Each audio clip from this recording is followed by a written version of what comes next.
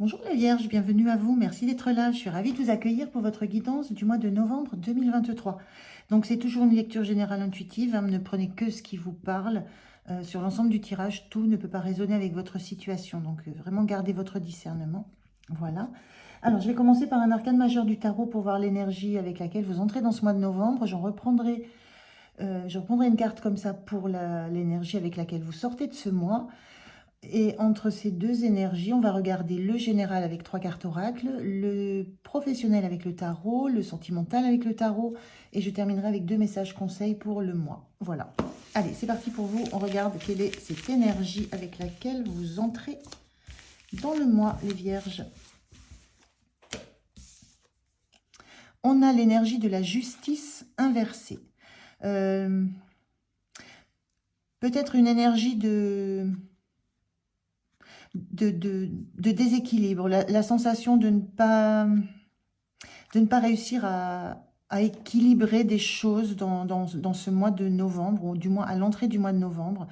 La difficulté à trancher sur des situations, la difficulté à prendre une décision juste, peut-être, et une envie de rééquilibre, en tout cas. Une envie d'équilibre, une envie d'équité, une envie de choses justes, de choses stables, et peut-être l'envie de prendre des décisions justes qui équilibrent les choses. On est vraiment sur la notion de plateau de la balance là, qui aurait un besoin de retrouver de la stabilité, mais une difficulté à trancher sur certaines choses, sur certaines situations, pour retrouver cet équilibre justement. Donc voilà, une sensation d'être dans une situation un peu bancale, un peu difficile, des choses qui oscillent, mais qui n'arrivent pas à se stabiliser. Alors, on regarde avec les oracles, je fais le tirage et je vous retrouve de suite.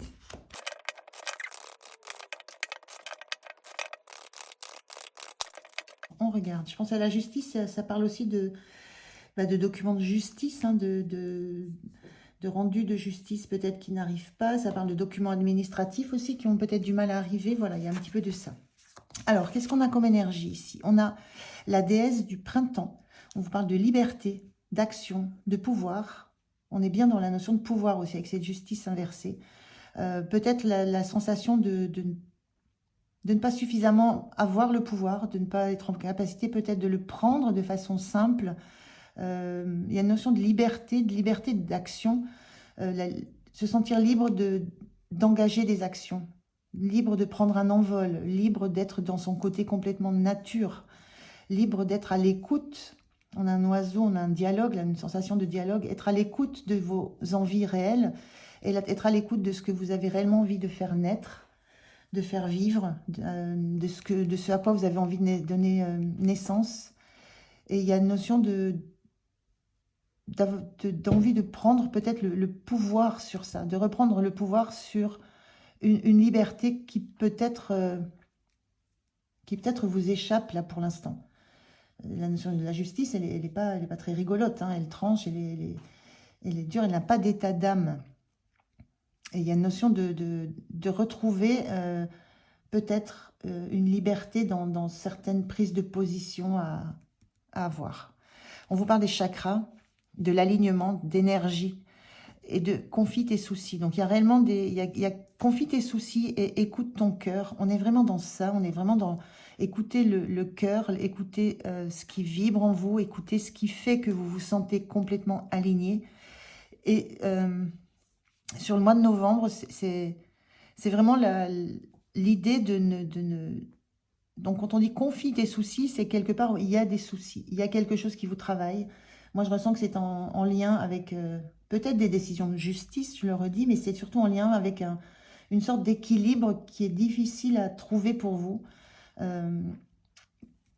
Et notamment peut-être dans cette liberté que vous pouvez avoir à vous exprimer, à vous montrer dans ce qui est réellement vous, dans qui vous êtes.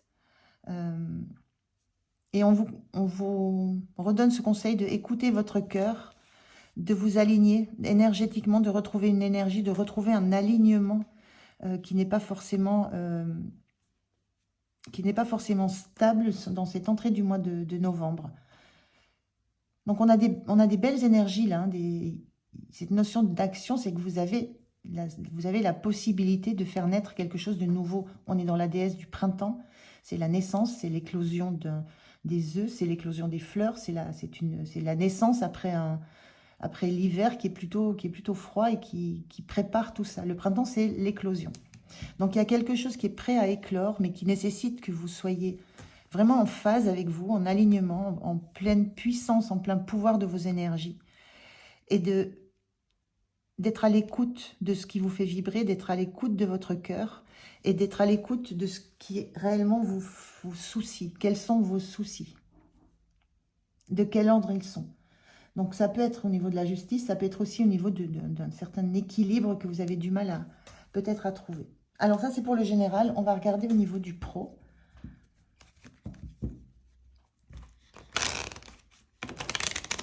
Il y a une notion de quelque chose qui renaît, qui s'aligne quand même sur le mois de novembre.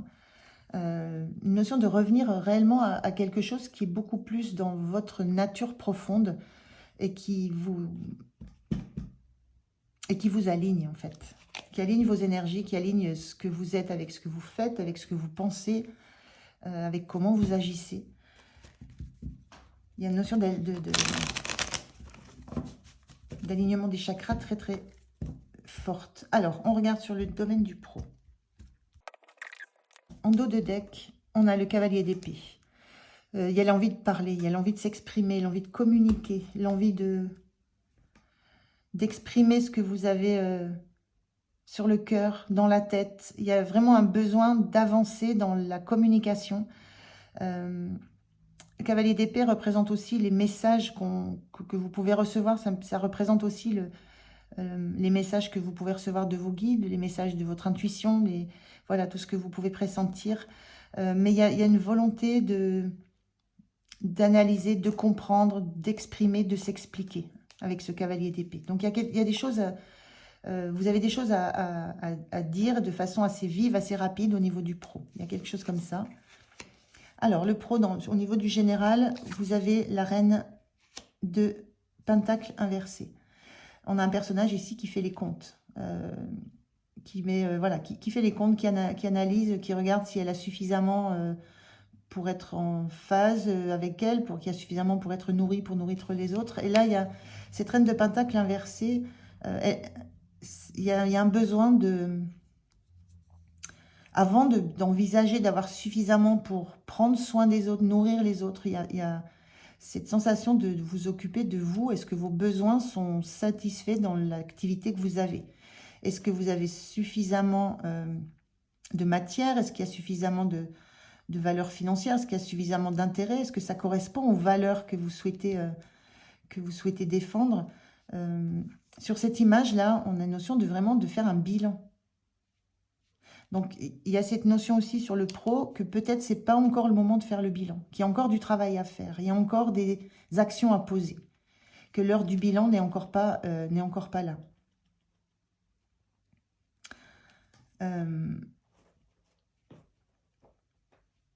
On a un denier par terre et on a un lapin de l'autre côté. Donc, bon, l'image du lapin, c'est l'image de l'expansion, de la reproduction, du fait qu'on grandit.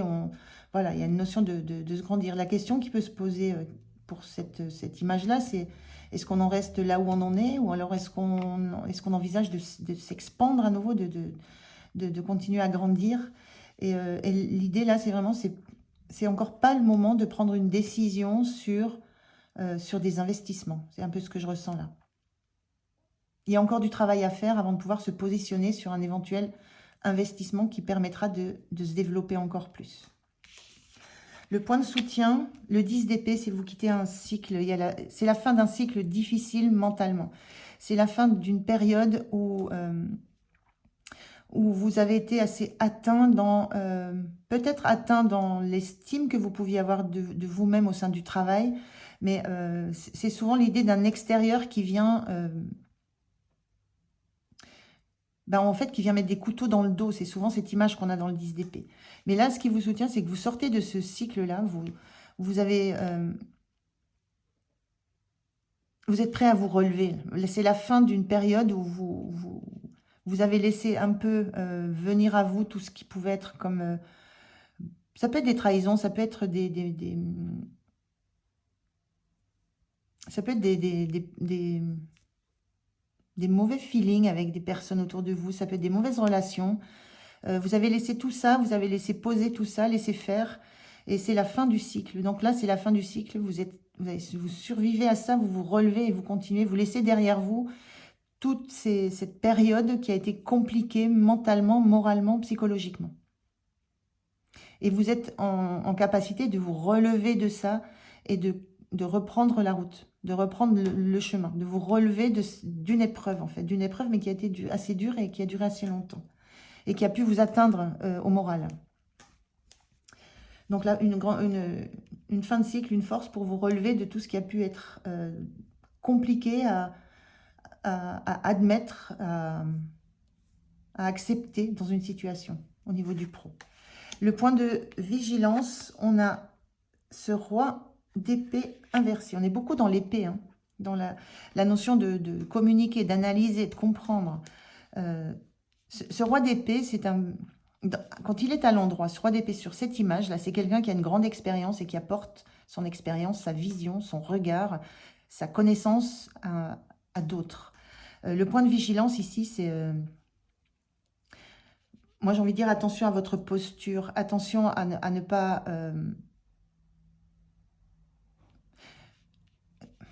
j'ai presque l'idée de donner des leçons.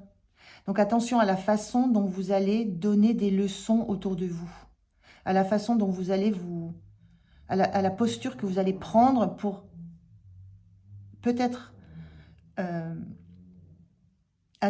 faire comprendre quelle analyse vous avez eue de la situation difficile que vous quittez, que vous venez de traverser. Il y a une notion de posture qui est à peaufiner pour ne pas passer, justement, je dis pour un donneur de leçons, ou pour ne pas passer pour une personne qui a la connaissance, qui a la compréhension et qui la distille aux autres, alors que les autres ont aussi leur vision et leur façon de voir les choses. Il y a une notion d'écouter, de se positionner, mais à égalité d'un environnement, d'un collectif au travail, parce que chacun a sa vision des choses qui est aussi juste que la vôtre. Il y a une notion de justice, là, une notion d'équilibre à retrouver. Il y a peut-être un équilibre à retrouver dans la posture que vous prenez au sein d'un collectif. Donc attention à votre posture, et on est dans l'épée, donc c'est la posture par rapport à l'intelligence que vous pourriez avoir d'une situation, à la compréhension que vous en auriez, à la façon de communiquer avec un collectif autour de vous. Il y a cette sensation de rééquilibrer la posture pour rééquilibrer les échanges. Je vais prendre un petit conseil pour vous, pour ce domaine du pro. Je l'ai vu. Alors, on vous dit, le chat, c'est donner sa confiance. Malgré ses griffes aiguisées, ce n'est pas toujours facile pour un si petit être de donner sa confiance. Et pourtant, il le fait. À votre tour, accordez votre confiance à l'humanité. Croyez davantage en la bonté d'âme. En voyant le monde avec des yeux bienveillants, la bienveillance viendra à vous. Je vous le disais là, attention à la posture, attention à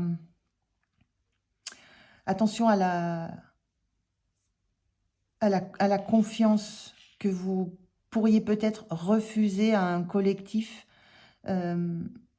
Voilà, il y a une notion d'équilibre à trouver aussi dans le relationnel que vous avez dans un collectif. Malgré le fait que vous ayez été peut-être déçu, blessé, trahi, il y a quelque chose à ne pas négliger dans le relationnel que vous avez au sein de votre activité. Il y a un regard à changer sur votre environnement. Alors, on va regarder maintenant le côté sentimental. Alors, on regarde le dos de deck au niveau du sentimental. Oh, 8 d'épée. 8 d'épée, c'est la carte de l'autosabotage. C'est la carte des peurs qui ne repose pas sur une réalité. C'est le fait de se voiler la face par rapport à une réalité. De se maintenir dans des fausses peurs, dans des fausses croyances, dans des fausses angoisses, dans des faux des émotions qui ne sont pas en lien avec ce qui existe réellement. Voilà. Cette femme-là, elle pourrait tout à fait quitter son bandeau et s'apercevoir que les liens, elle peut les couper avec l'épée. Elle peut tout à fait se déplacer, sortir de tout ça. Mais elle ne voit pas, il y a une notion de n'être pas en lien avec la réalité. Donc c'est vraiment au niveau du sentimental, il y a quelque chose que vous bloquez de façon...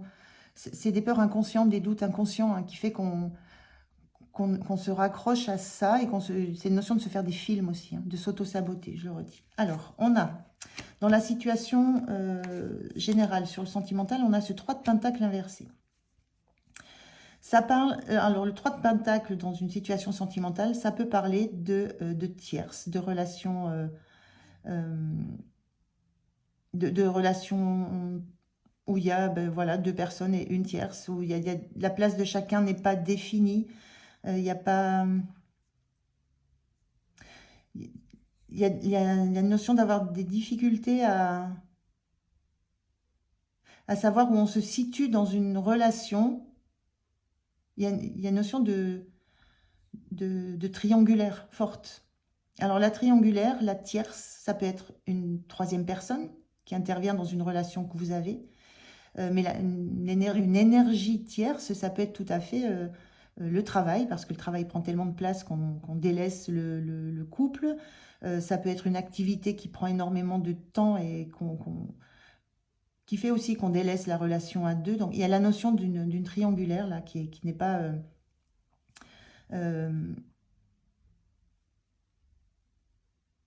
qui n'est pas forcément... qui n'est pas forcément équilibré. Là, on n'est pas dans l'équilibre. Il y a aussi un déséquilibre au niveau du sentimental où il n'y a pas de place, sensation qu'il n'y a pas de place attitrée. Savoir où vous vous situez. Est-ce que vous êtes la personne qui écoute? Est-ce que vous êtes l'autre? Est-ce que vous êtes la tierce personne? Il y a quelque chose dans le 3 de pentacle, il y a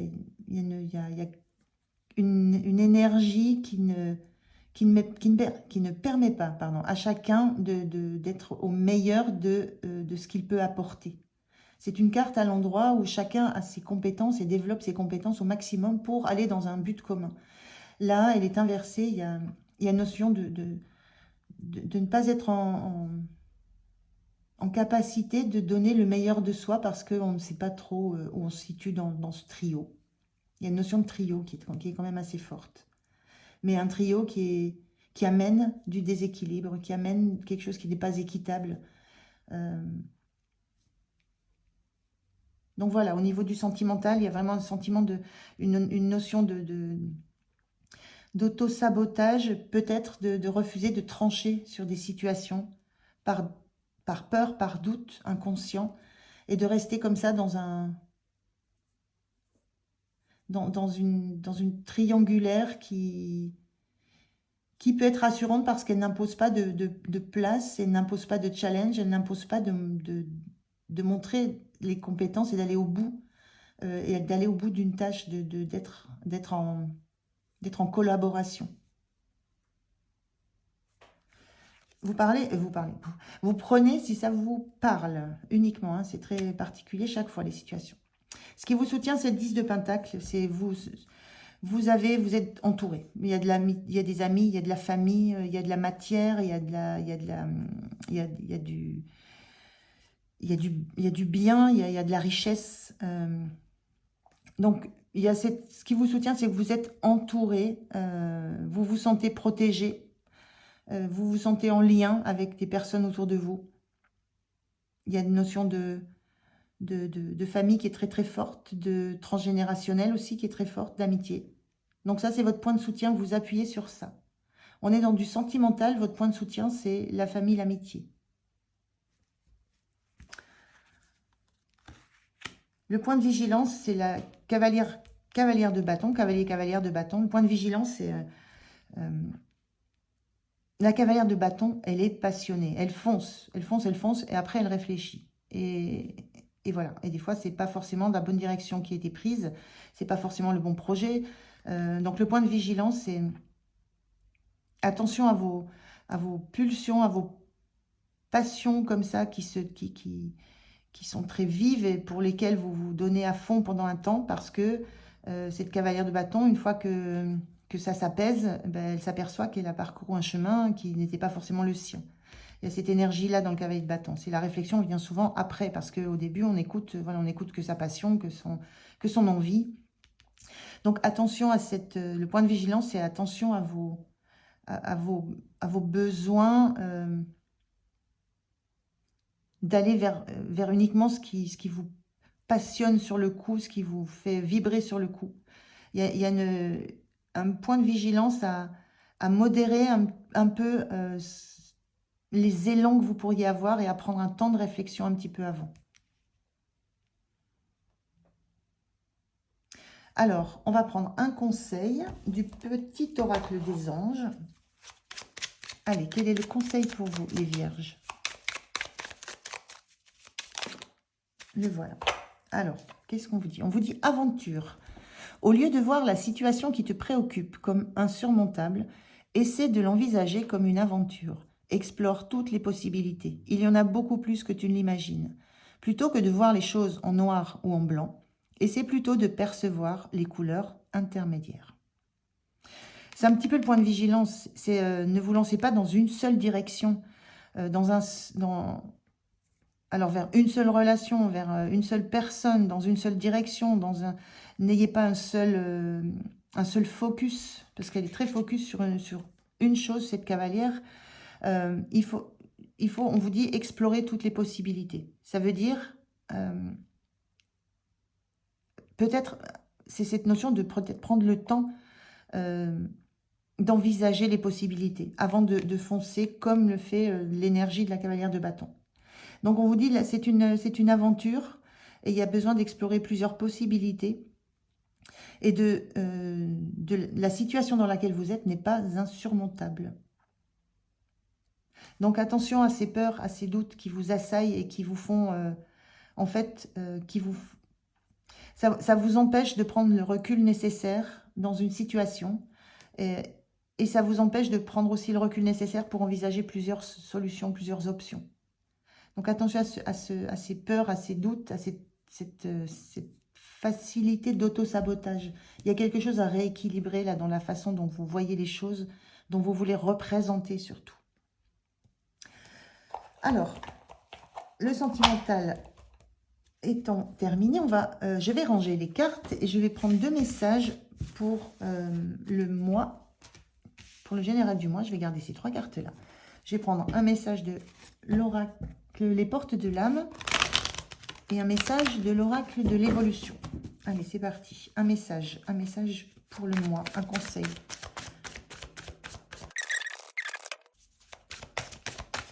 Oula. Bon, il y en a trop. Il y en a 2, je vais les prendre.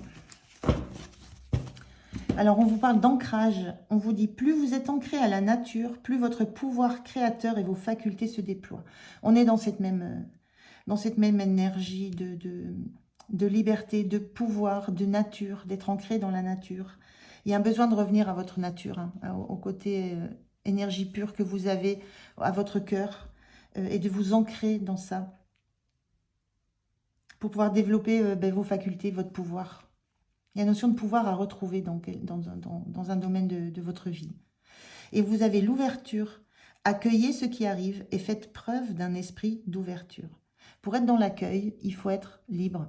Il faut avoir cet alignement énergétique, cet alignement des chakras. Il faut être dans le cœur. Donc pour accueillir, on vous dit, ancrez-vous, soyez alignés et soyez dans l'écoute de votre cœur. Alors, un deuxième, du coup non, un troisième message. Alors, un message de l'oracle de l'évolution. Quel est le dernier conseil qu'on vous donne? Un conseil pour les vierges, s'il vous plaît. Merci. On a, pourquoi tout contrôler? Lâche prise et réceptionne. Un cadeau arrive. Tu vois, tu y es arrivé. Même message, hein, lâcher prise. Ouverture, réceptionner, c'est accueillir, réceptionner. Ça nécessite de lâcher prise. Lâcher prise sur vos doutes, sur vos peurs, lâcher prise sur des postures que vous pourriez avoir. on vous dit lâchez prise, un cadeau arrive.